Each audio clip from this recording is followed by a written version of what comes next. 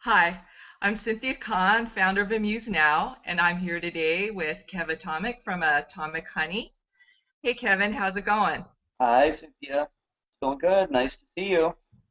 So for those of us who are in the audience who don't know a lot about Atomic Honey, can you tell us a little bit about your music and who you sound like so we have an idea? Well, who we sound like, I think it's kind of hard to describe. We have a lot of different influences. Um, some of the obvious ones are Bowie. I'm a huge Bowie fan personally, but I think there's kind of some punk elements to some of our music, though we don't officially do punk. We sometimes get categorized as glam, though I don't think we're a glam band either. A lot of our music is acoustic based. Um, but we do a lot of fast songs too. I don't know, we're just kind of all over the map. I Uh, like that because your songs go from kind of like Ramones to even ballads. I enjoy listening to the variety. So I think you have something for everybody. I see from your website, which is www.atomichoney.net, that you recently released a new EP called Just Press Play and a new album called Moondust. Tell us about those works. You've been pretty busy. we're always busy. Operation Moondust is kind of, there's a lot of different stories behind some of those songs. I'm a big literature fan too, and we've actually got some stories that we write through songs. Um, it's weird to describe, but uh, most of the songs on Operation Moondust are very mellow, probably as you noticed. That was intentional. We were kind of, it's supposed to be kind of a journey, sort of, I guess, in a way. And then Just Press Play we released later because we wanted to make sure we also appealed to our hard rock fan base.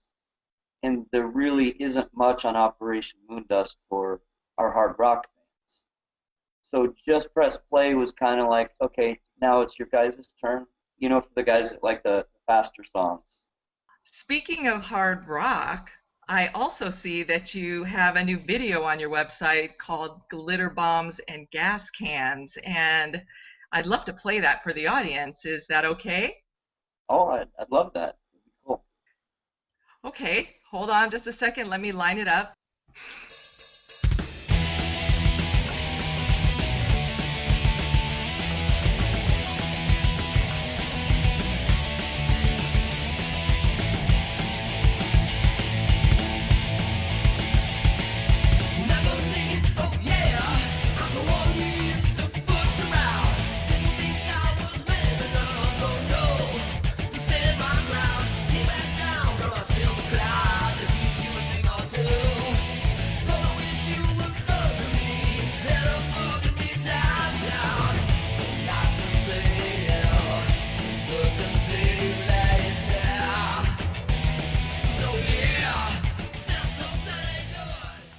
Wow, you really can't sit still and listen to that song, can you? I love it.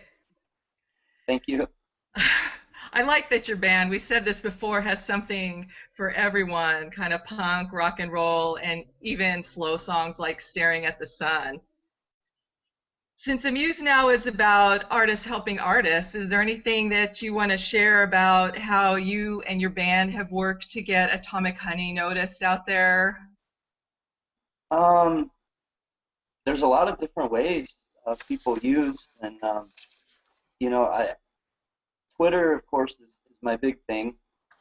That's I really think the standards have kind of changed as far as uh, what fans expect from the artists that they enjoy. From a networking standpoint, people really expect to interact with people. I think nowadays, which is something that's kind of different. So it's a lot more than just making music. Um, One of my favorite sites is called Twit Music. We use that one a lot. We put a lot of sort of secret songs on there, sort of for people. A lot of those songs will never even end up on albums. We just kind of do it because we like to keep people interested, and we like to let people know where we're at musically at any given time. And Twit Music's a neat way of doing it. We can put a song up there, And of course, there's lots of ways for Twitter people to share those songs as well. I mean, it's a really neat site. It's just we like to do songs just for our really dedicated fans, and then we won't put those songs on some of our other pages like Reverb Nation and things like that. We like to acknowledge people that kind of show us a little extra support, and so we do kind of a lot. Some of the songs are kind of just fun and campy, but it's a way of people, not having to wait until another album comes out. Basically, it's like, hey, let's just do a song for Twit Music and put it out there so that people have something fun to listen to this week. It's that kind of thing. And most of those songs won't end up on albums. A few of them will here, now and again. Well, I see that you have albums on Amazon, iTunes, Reverb Nation, and CD Baby. Which one do you recommend for the best exposure? You can't pick one over the other. Um, Everybody has their own opinion as to which they think is the best. Uh, Me personally, I think the idea is just kind of flood the internet in general with as much music as you can. I see a lot of artists that'll, be trying to promote the same two songs for 2 or 3 years, and it's absurd. It's not going to work. That you have to continue releasing new music, whatever sites you end up using, and whether you're selling them or whether you're giving them out for free. I think you really just have to keep people engaged, and you interact with them through various social networking sites, and you keep making music. Don't you can't have 2-year gaps between albums anymore. It doesn't work. I hear what you're saying, and I like the fact that you're on social media. That's how we met on social media. Right? And I like the fact that you're saying that you're open to multiple sites because I guess, as you know, Amused Now is going to be launching its music store soon, and I hope that you consider putting some of Atomic Honey's songs on it too. Yeah, definitely. I was looking through your website and stuff. Got some great things going there. I'm looking forward to that. Well, is there anything else that you want to tell anybody so that we know more about you and your band? Or Yes, one thing. good. Often, especially with our slower songs, the acoustic-based ones, uh, we use kind of a lot of weird spacey type sounds and stuff, and a lot of people compare us to Pink Floyd, which I think is really interesting because I like certain Pink Floyd songs, but I'm not a huge fan. So the funny thing to me is that Pink Floyd, I swear, is not an influence of ours. So And you're trying to nothing quelch against, that rumor. yeah, it's just funny, but we get compared to them a lot. I know that you said that you're on Twitter. Do you use any other social media sites that really help you get your music noticed or connect better with fans? No, Or I think Twitter pretty much handles it all.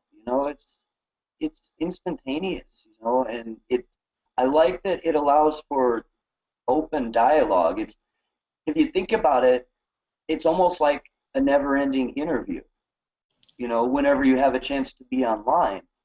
So it's like, why would I post something on a website, that, once a week or a few times a week, but I can just go to Twitter and say what I have to say, and then if people want to comment on that or whatever, I'm right there. They can reply to me, or if they have a question about what we're doing or who I am, or if they want to know what my favorite color is or something, they can just ask me. To me, it's like an ongoing interview. That's the way I see it.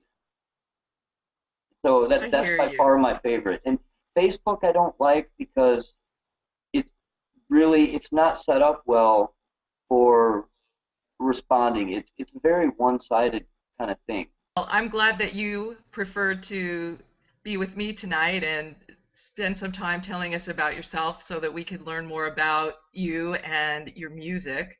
And I'm hoping that it's okay if I close our interview by playing a little bit of your Staring at the Sun. Yes, of course, I love that, and I love that I song. really appreciate you having me on. Too. Very very glad to be a part of it all. It's really cool. Thanks. Thank you so much, Kev, Yeah. and I look forward to tweeting with you. I'm there quite a bit, I think, as you know.